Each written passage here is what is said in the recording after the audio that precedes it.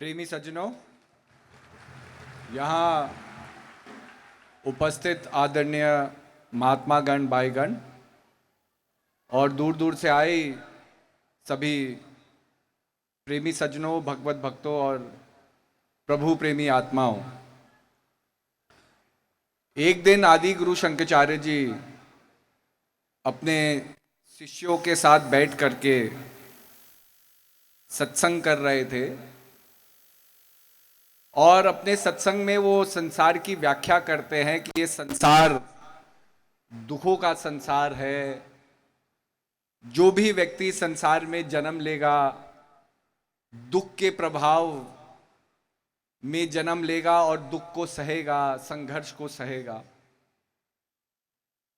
तो आदि गुरु शंकराचार्य जी के एक शिष्य थे जो नम्र भाव से खड़े होते हैं और अपनी इच्छा व्यक्त करते हैं कि गुरुवर, ये जो आप बता रहे हैं कि ये दुखों का संसार है, ये तो हम जानते ही हैं, क्योंकि किसी ना किसी रूप में हम सब दुखी हैं। हम आपके पास इस दुख का निवारण प्राप्त करने के लिए आए हैं। समस्या क्या है ये तो हम जानते ही हैं, हम तो समाधान पाने के लिए आए हैं। तो आदि गुरु शंकराचार्य जी बड़े सरल तरीके से दुख का विश्लेषण करते हैं और वो कहते हैं हम दुखी क्यों हैं। तो उनका जो विश्लेषण है बड़ा सरल है और मंथन का विषय भी है। तो वो कहते हैं कि दुख किस कारण है। तो कहते हैं कि दुख इसलिए है क्योंकि हम अपने आप को नहीं जानते। दुख का कारण है अज्ञानता, और अज्ञानता का केवल एक ही तोड़ है, ज्ञान। तो आदि गुरु शंकराचार्य जी कहते हैं कि अपने आप को न जानना ही दुख का कारण है, और जो व्यक्ति अपने आप को जान ले वो इस दुख के प्रभाव से मुक्त हो जाता है। अब बात यह है कि ये परिवर्तन हमारे जीवन में कैसे आए और कौन लाए। तो इसी की महिमा, गुरु की महिमा होती है, जो अज्ञानता के अंधकार को मिटा करके हमारे जीवन में ज्ञान का प्रकाश लाए, हमें अपने ध्येय से हमें जोड़े, अपने जो हमारा प्राइमोर्डियल वाइब्रेशन है उससे हमें कनेक्ट करे। वही व्यक्ति हमारे आराध्य होते हैं, हमारे गुरुदेव होते हैं। और आज हम सब लोग कितने भाग्यशाली है कि हरिद्वार जैसी पुण्य भूमि में, पावन भूमि में हम अपने ही गुरु महाराज जी का जन्मदिन मनाने के लिए यहाँ एकत्रित हुए हैं। तो स्वाभाविक है हम अलग अलग जगहों से आए हैं, अलग अलग देशों से आए हैं, अलग अलग भाषाओं को बोलते हैं, लेकिन हमारा मकसद एक है। आज जब हम अपने गुरु महाराज जी के चरणों में बैठे हैं तो हमारा एक मकसद अपने आप को समझने का भी होना चाहिए। अब अज्ञानता का मतलब क्या है।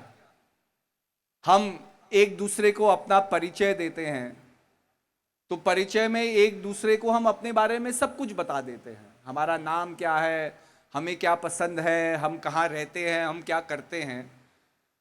तो ये नहीं कि हम कौन हैं, हम उसको जानते नहीं।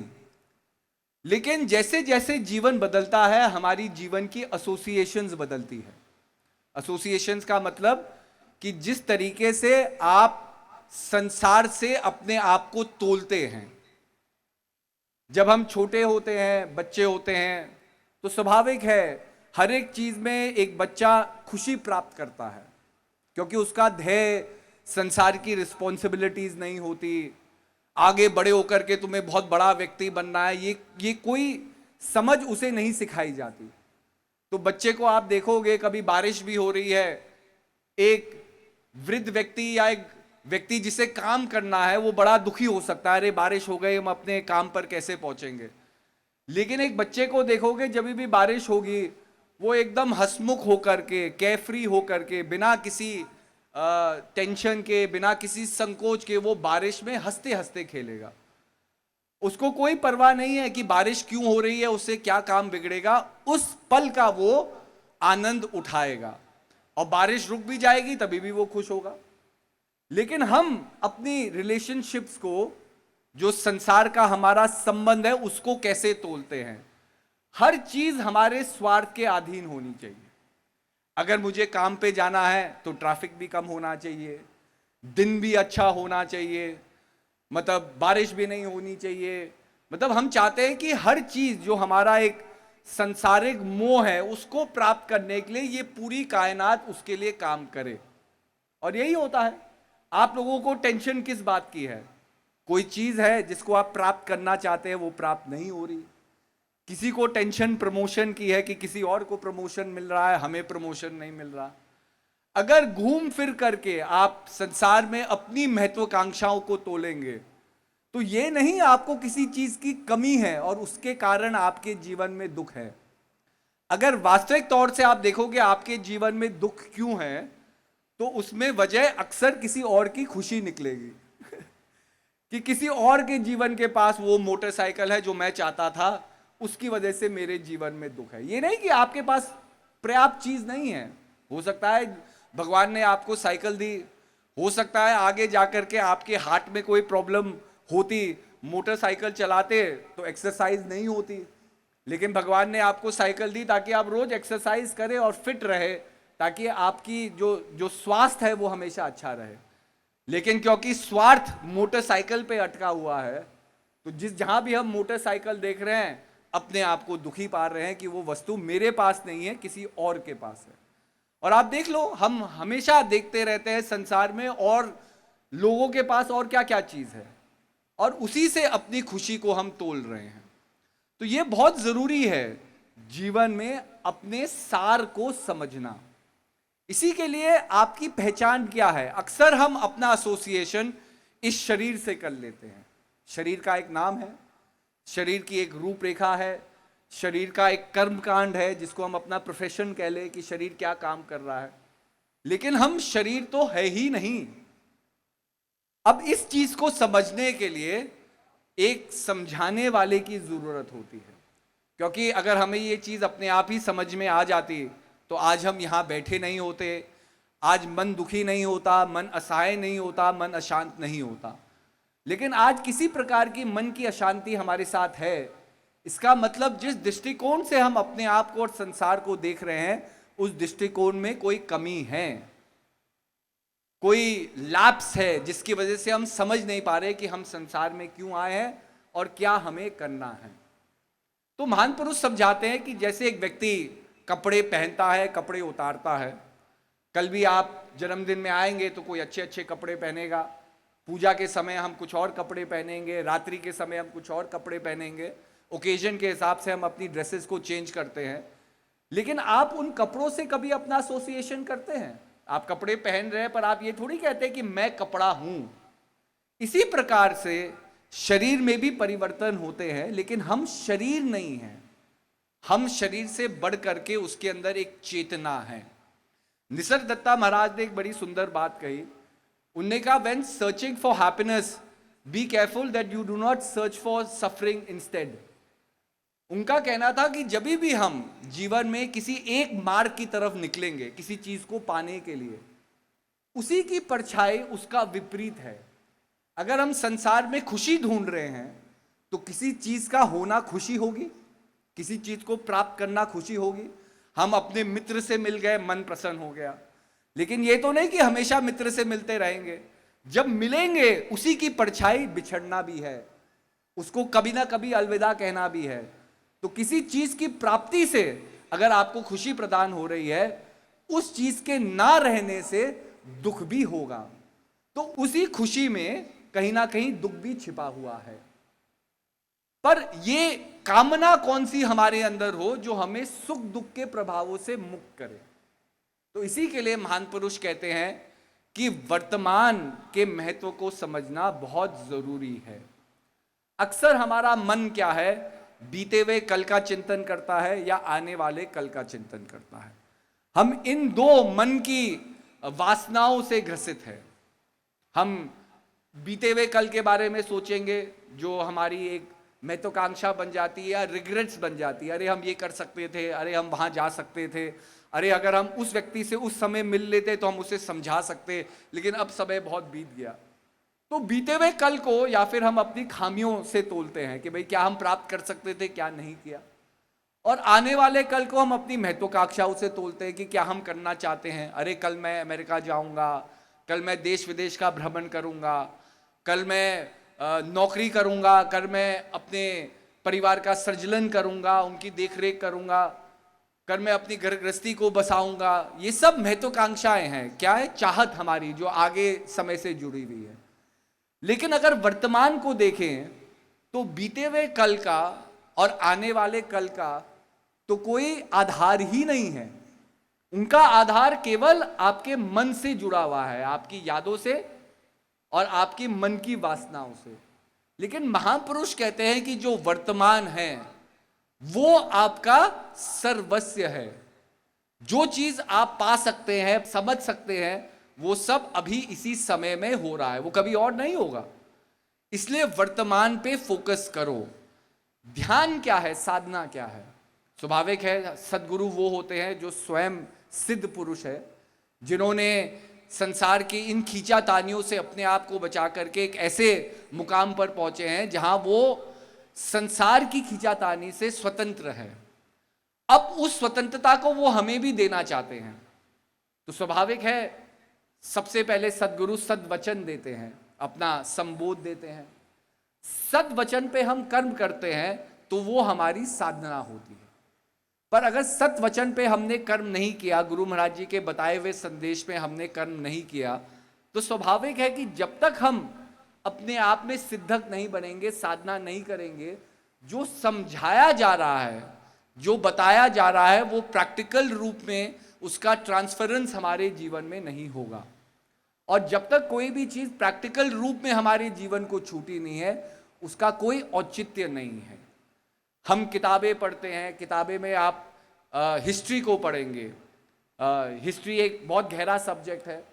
अब अंग्रेजों ने भारत देश में आकर के क्या किया, मुगलों ने हमारे देश पे आकर के क्या किया, या आप लगा लो उससे भी प्राचीन इतिहास में जाओ, सिकंदर ने मैसेडोनिया से चला और कैसे लड़ाई करता करता मिस्र पे फतेह प्राप्त करता हुआ, मिस्र से धीरे धीरे वो भारत की सरहद तक आ गया। मतलब तो और इतनी उसने लड़ाइयाँ लड़ी, इतने बड़े साम्राज्य को स्थापित किया। अब वो सब ठीक है, एक हिस्टोरिकल पॉइंट ऑफ व्यू से हम उस चीज को समझे, जाने, ये चीज है। लेकिन सिकंदर ने अपने जीवन में किया, उसके आपके जीवन से क्या तालमेल? नहीं। लेकिन फिर भी हम जानते हैं, हम हिस्ट्री को स्टडी करते हैं, हम अध्ययन करते हैं, और अध्ययन करते हैं तो हम सोचते हैं कि भाई उस अध्ययन का हमारे जीवन के ऊपर कोई प्रभाव पड़े। अब मैं पूरे जगत का अध्ययन कर सकता हूं। हिस्टोरिकल रेफरेंसेस आज कितने हैं, इंटरनेट के माध्यम से जो चीज आदमी याद भी नहीं रख सकता, उसकी हमने एक लाइब्रेरी बना दी। मतलब ह्यूमन इंटेलिजेंस से बढ़ करके इंटरनेट आज हो गया है। आप कोई भी, अब मैं गणित नहीं जानता मान लिया, या मैं वकील नहीं हूं, मैं वकालत नहीं जानता, लेकिन आप गूगल में या याहू में या एआई की मदद से आप कोई भी समस्या को इंटरनेट के आगे रखिए, आपको सारा समाधान मिल जाएगा। एक हमारे दोस्त थे, तो मैं उनसे वार्ता कर रहा था कि भाई तुम एआई से इतने क्यों प्रभावित हो। मैंने कहा हमारा दिमाग है, किताबें हैं, अगर मुझे कुछ रिसर्च करनी है तो पहले लोग लाइब्रेरी में बैठ करके खुद रिसर्च करते थे, और अपनी जब थीसिस लिखते थे तो थीसिस में सबसे बड़ा जो पॉइंट होता था, जो टीचर के लिए होता था, वो था रेफरेंस पेज। हम थीसिस लिखते लिखते रेफरेंस पॉइंट्स देते थे कि कहां मैंने कौन सी किताब से इस पॉइंट के ऊपर रेफरेंस किया। तो जो आखिरी पन्ना आपका थीसिस का होता था वो रेफरेंस पेज होता था। और रेफरेंस पेज जरूरी होता था, क्योंकि अगर रेफरेंस पेज है ही नहीं, इसका मतलब इस व्यक्ति ने कोई रिसर्च नहीं की, इसका मतलब किसी और की थीसिस को इसने कॉपी कर लिया। पर रेफरेंस पेज है तो आदमी बता रहा है कि भाई इस किताब से मैंने इस विषय के बारे में ज्ञान को प्राप्त किया, इस डॉक्टर की किताब से मैंने इस विषय के बारे में प्राप्त की। तो रेफरेंस पॉइंट क्या है? कॉन्टेक्स्ट पॉइंट है। वो दिखाता है कि मैंने इन चीजों को पढ़ा है, फिर इन चीजों से जो ज्ञान प्राप्त किया, इसका निचोड़ मेरा थीसिस है, इसका जो एक सिनॉप्सिस है, जो मेरे मन के अंदर जो विचारधारा बनी है, वो ये विचारधारा है। आज आप रेफरेंस पॉइंट को देखिए। तो मेरे दोस्त ने एक ही बात मुझसे कही, उन्होंने कहा कि मेरा एक केस चल रहा है, और केस में जब मैं अपनी लॉयर की टीम के साथ बैठता हूं और उनको मैं कोई टास्क देता हूं, तो 10 लोगों की रिसर्च टीम बैठती है, और वो 1 महीने का टाइम लेती है, तब जाकर के वो सारे केसेस जो पास केसेस हुए हैं उसके रेफरेंस पॉइंट को लेगी। कहता है यही काम जब मैंने एआई को दिया तो उसने 10 मिनट में 30 साल का रेफरेंस पॉइंट मुझे दे दिया, पॉइंट बाय पॉइंट कि आपका जब आप कोर्ट में होंगे, मतलब रेफरेंस पॉइंट तो आपका केस बनाना हो गया कि मैं आर्ग्यूमेंट क्या करूंगा, लेकिन एआई ने यह भी बता दिया कि आगे जब आप आर्ग्यूमेंट करोगे तो दूसरा विपक्ष काउंटर आर्ग्यूमेंट क्या करेगा। मतलब उन्होंने केवल रेफरेंस पॉइंट को ही पूरा नहीं किया, लेकिन रेफरेंस पॉइंट के साथ उन्होंने यह भी बता दिया कि कोर्ट के अंदर क्या डिस्कशन होगा, आपका वकील क्या कहेगा, दूसरा वाला वकील क्या उसका काउंटर करेगा। तो कहते हैं कि 10 व्यक्ति का काम जो 1 महीने में संभव होता, वो इस एआई ने या इंटरनेट के माध्यम से, इस एआई सॉफ्टवेयर के माध्यम से मुझे 10 मिनट में ही वो सारी इंफॉर्मेशन मिल गई। तो कहने का अभिप्राय है कि हमारे पास एक इतना अगाध नॉलेज का डेटाबेस है, पर वो नॉलेज का डेटाबेस हमारे जीवन को इंप्रूव कैसे कर रहा है। क्या आज एआई आने से हमारी जीवन, वास्तविकता में देखो जीवन में सहूलियत आ गई, पर क्या जीवन खुशहाल हो गया? Are we still happy? सहूलियत तो आ गई, कन्वीनियंस आ गई, पर कन्वीनियंस का यह मतलब नहीं कि हम खुश हैं। जीवन में खुशी और संतुष्टि एक अलग अनुभूति है, और जीवन की महत्वाकांक्षाओं को प्राप्त करना एक अलग अनुभूति है। जैसे जैसे जीवन बदलता जाएगा, हमारी खुशी का जो केंद्र है वो भी बदलते जाएंगे, पिवटल पॉइंट्स बदलते जाएंगे। जब हम संसार में अकेले हैं, हमारी ही खुशी सर्वप्रिय है, भाई मेरी नौकरी, मेरा काम। धीरे धीरे एक व्यक्ति शादी करता है, एक परिवार को बनाता है, फिर धीरे धीरे उसकी पिवटल फोकस चेंज हो जाता है। जरूरी नहीं केवल उसकी ही खुशी सबसे ज्यादा खुशी है, उसके पार्टनर की भी खुशी महत्वपूर्ण है। धीरे धीरे बच्चे होते हैं, हमारी बच्चों की खुशी हमारी खुशियों से ज्यादा जरूरी हो जाती है। कभी कभी जो लोग समाज के लिए समर्पित होते हैं, अपने जीवन में वो सैक्रिफाइस प्राप्त करके समाज के लिए कुछ करते हैं। अपना नहीं कुछ करेंगे, अपने लिए कुछ नहीं करेंगे, लेकिन समाज के लिए ही करते रहेंगे। कितने लोग हैं, कितने डॉक्टर हैं अपनी गरीबों से फीस नहीं लेते, कितने लोग हैं जो निशुल्क लोगों की सेवा करते हैं, कितने अस्पताल है, ट्रस्ट है जो चल रहे हैं, जो बिना किसी लेन देन के लोगों की सेवा करते हैं। तो कहने का अभिप्राय यही है कि जो खुशी का कारण है वो बदलता रहेगा जीवन में, जो हम खुशी समाज से चाहते हैं, लेकिन जो आत्मा की संतुष्टि है उसका कोई कारण नहीं है। अगर हम अपने आप को नहीं जानते, अगर हम अपने आप से परे हैं, तो स्वाभाविक है हम असंतुष्ट रहेंगे। इसलिए अपने आप को समझना, अपने आप को जानना बहुत जरूरी है। और हम कोई इतनी उलझी हुई भी पहेली नहीं है कि हम अपने आप को समझ नहीं सकते। अपने आप को समझने के लिए साधना के साथ सुमिरन जरूरी है।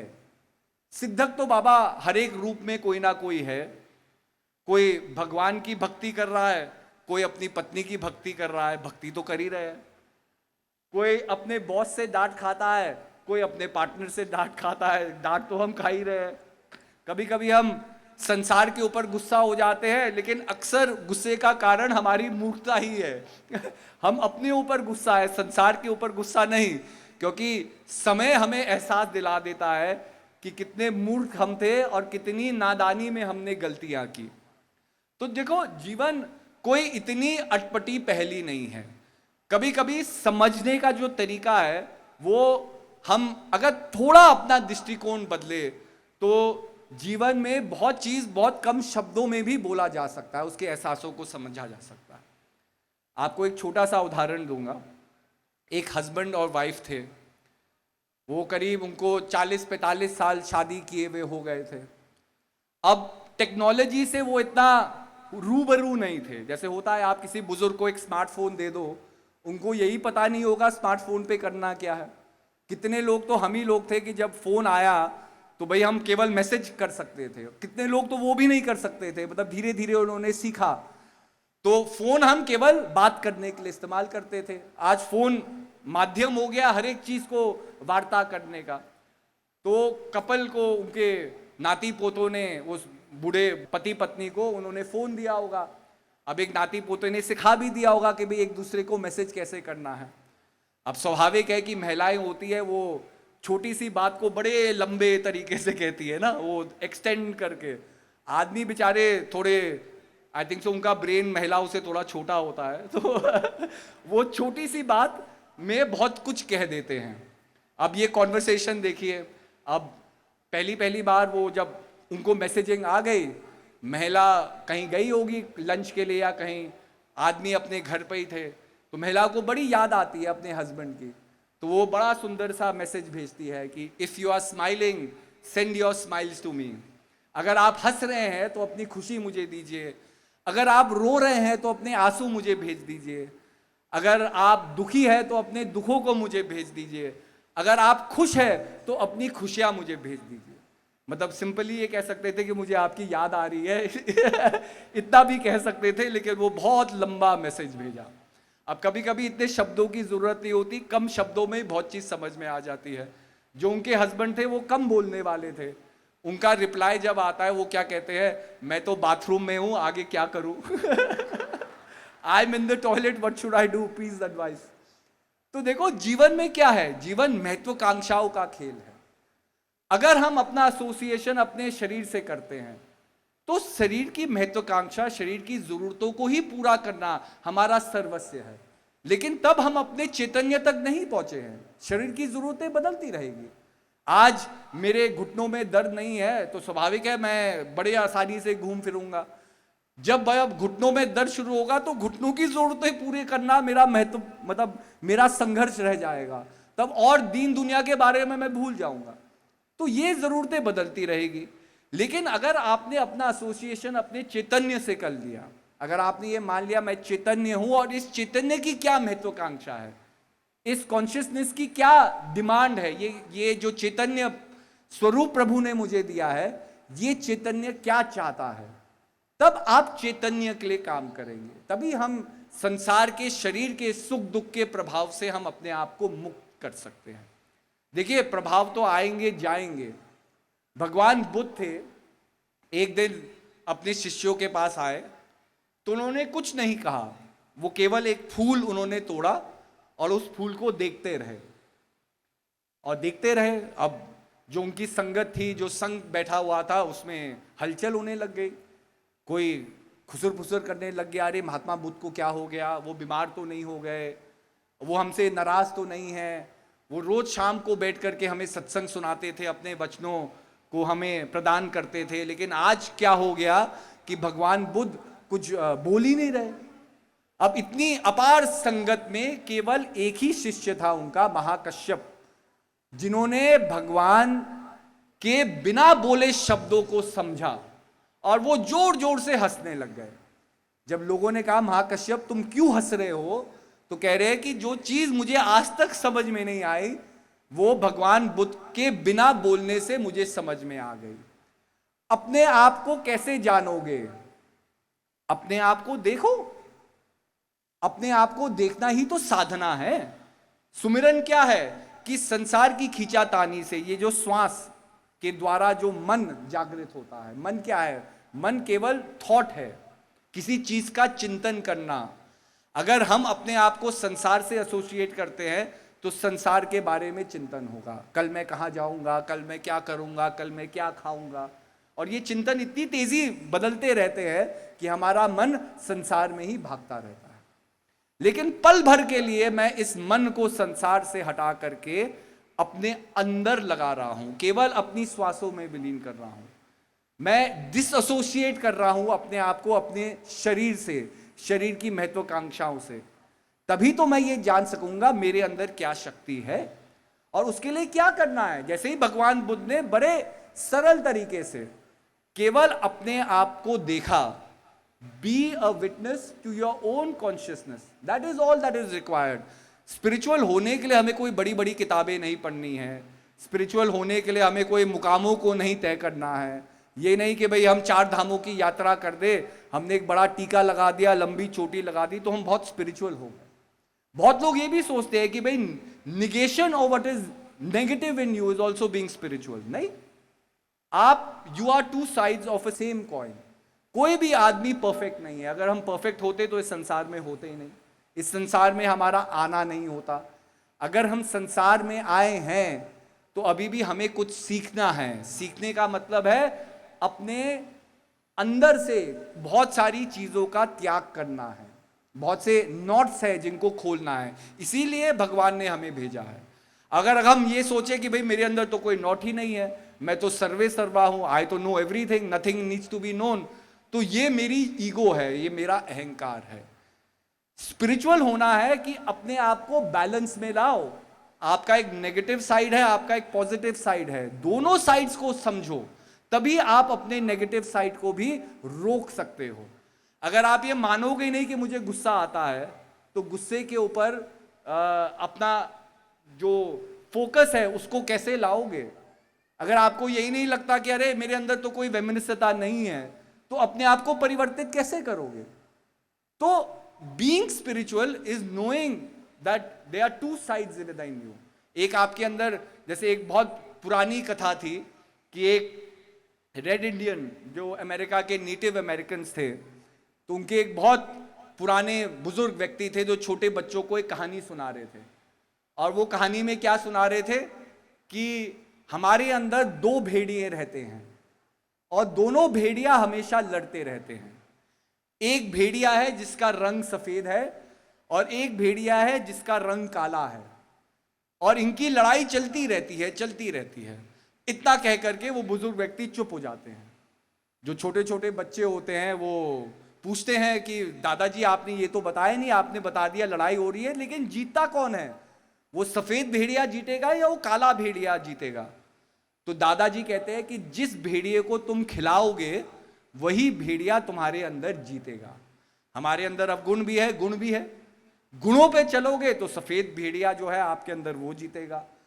अब गुणों पे चलोगे तो वो जो काला भेड़िया है, जो हिंसक प्रवृत्तियां मानव के अंदर है, वो आपके अंदर ज्यादा प्रभावित करेगी आपको, और उनका वर्चस्व आपके ऊपर ज्यादा रहेगा। फिर उनके इन्फ्लुएंस में, अंधकार के इन्फ्लुएंस में, वैमनस्यता के इन्फ्लुएंस में, बिगेटरी में, नफरत में आप एक्ट करोगे। आपका जो एक्शन है या थॉट प्रोसेस है उन भावनाओं से जागृत होगा। तो यही है कि जब हम शांति पूर्वक अपने आप को देखें, be a witness to our consciousness, let the thoughts come, thoughts आएंगे जाएंगे, उनके ऊपर अटैच मत करो। अटैचमेंट क्या है? आप जब किसी एक गांठ को बांध लेते हैं उसको छोड़ते नहीं हैं, वो अटैचमेंट है। किसी थॉट का आपके दिमाग में आना अटैचमेंट नहीं है। अटैचमेंट है कि बार बार हम उसी चीज के बारे में सोचेंगे। अगर मेरी दोस्त से लड़ाई हो गई और मेरी नफरत उस व्यक्ति के प्रति जागृत हो गई, तो बाबा वो नफरत मुझे कितना कंट्रोल करती है। आप देखो, आप सवेरे उठेंगे उस व्यक्ति के बारे में सोचेंगे, रात को सोएंगे सोने से पहले उस व्यक्ति के बारे में सोचेंगे। वो व्यक्ति तो अपने जीवन को आराम से जी रहा है उसको कोई परवाह नहीं है कि आपके जीवन में क्या हो रहा है। उसने तो कुछ कह दिया आपको, आपको बुरा लग गया, वो व्यक्ति आजाद है। लेकिन आपने सोच सोच करके उस व्यक्ति की सोच से अपने आप को उस व्यक्ति के सोच का गुलाम बना दिया। और यही होता है, नफरत क्या करती है? बार बार उसके बारे में सोचते रहोगे, अरे उसने मुझे ये क्यों कहा, अरे उसने मुझे वो क्यों कहा, और आप मुक्त नहीं हैं, आप उसके प्रभाव से मुक्त नहीं हैं। लेकिन अगर आप केवल उस चीज को भुला दे, उस चीज को अपने अंदर से हटा दे, और उस चीज को हटाने के लिए उस चीज को माफ भी करना जरूरी है। Forgiveness is the only powerful tool which can make you let go of certain things.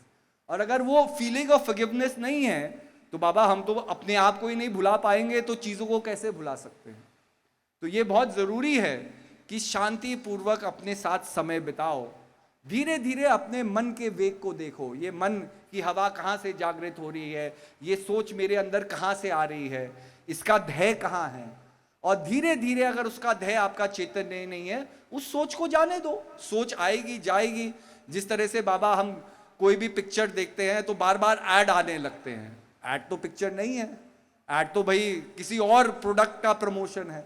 ऐसे ही जब मन के साथ हम संघर्ष करते हैं तो मन भी अपने ऐड फेंकता है, क्योंकि मन नहीं चाहता कि भाई इतनी आसानी से हम मन से मुक्त हो जाए। तो मन चाहता है कि भाई मेरा वर्चस्व रहे, तो मन भी अपने छल को करेगा, कभी एक सोच को डालेगा, कभी दूसरी सोच को डालेगा। लेकिन अगर हम थोड़ा अपने आप से संघर्ष करें और मन को वो महत्व ना दे, मन को कहे कि ठीक है, ये तुमने सोच दी है, अब मैं ये सोच नहीं हूं, ये सोच मेरे अंदर आ रही है और आई है तो जाएगी भी। और जब आप उस सोच के अपने अंदर से मुक्त कर दो, उससे अपना मन का लगाव ना रखो, तो वो सोच आपके वर्चस्व के ऊपर कोई प्रभाव नहीं पैदा करेगी। तभी आप उन चीजों से आजाद हो सकते हैं। तो to forgive yourself and to forgive the world around you is a very great act of spiritualism, is a great act of change. तो वो चीज हमें धीरे धीरे करनी होती है।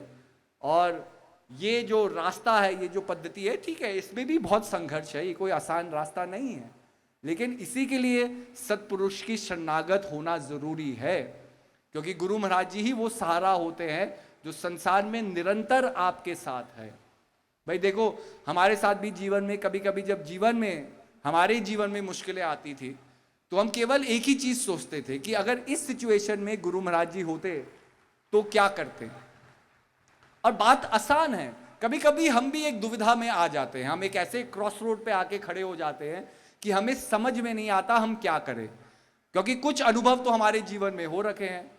अगर हम कुछ लोगों से मिलते हैं जो हमारा अच्छा नहीं चाहते, वो तो जीवन में मिलते रहेंगे, उनको कैसे टैकल करना है ये तो जीवन ने सिखा दिया। हमने एक गलती की, उससे सीख लिया, कभी हमने 10 गलतियां की, उससे हमने सीख लिया, फिर हम जान गए कि भाई ये रास्ता तो लेना नहीं, इस व्यक्ति से तो मिलना ही नहीं है, ये व्यक्ति गलत ही प्रभाव को जागृत करेगा। लेकिन कभी कभी ऐसे मोड़ जीवन में आते हैं जो अनुभव पहले हमारे नहीं हुए हैं, और हम असहाय हो जाते हैं क्योंकि हम जानते नहीं कि भाई किस रास्ते पे चलेंगे, क्या गलती हमसे हो जाएगी। तो उस क्रॉस रोड पे अगर कभी खड़े हो, उस चौराहे पे, चौरस्ते पे कभी खड़े हो, तो केवल शांति पूर्वक अपने मन से पूछो कि अगर गुरु महाराज जी मेरी जगह होते तो क्या करते। महाजनो ये न सपंथा। कभी भी हम कंफ्यूजन में हैं कि हमें क्या करना है, तो उन चीजों को याद करो कि जो स्वयं महान पुरुषों ने किया। महाजनो ये न सपंथा, which is the right path. The right path is the path that the masters walk themselves. तो उनसे अपने जीवन को कोलरेट करो।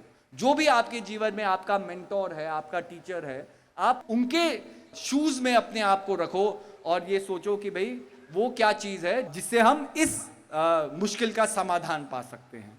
और अगर सच्ची मन की श्रद्धा होगी, मन का जो आचरण है वो सही होगा, तो आपको अपने आप उत्तर मिल जाएगा कि भाई महापुरुष ने ऐसे मुकाम पे क्या किया था, हमें भी वही करना है। बस मन को बनाना जरूरी है। मन की आदतें इतनी गहरी है, इतनी गहराई से हम अपनी वैमनस्यता, अपने अंधकार से चिपके हुए हैं कि उन धागों को तोड़ना, उनको काटना सबके प्रति बहुत जरूरी है। तो जब हम ये कर सकेंगे तभी जीवन में परिवर्तन होता है। तो नॉलेज तो इज देयर, लेकिन रियलाइजेशन ऑफ द नॉलेज जब तक नहीं होगी तब तक जीवन में परिवर्तन नहीं होता।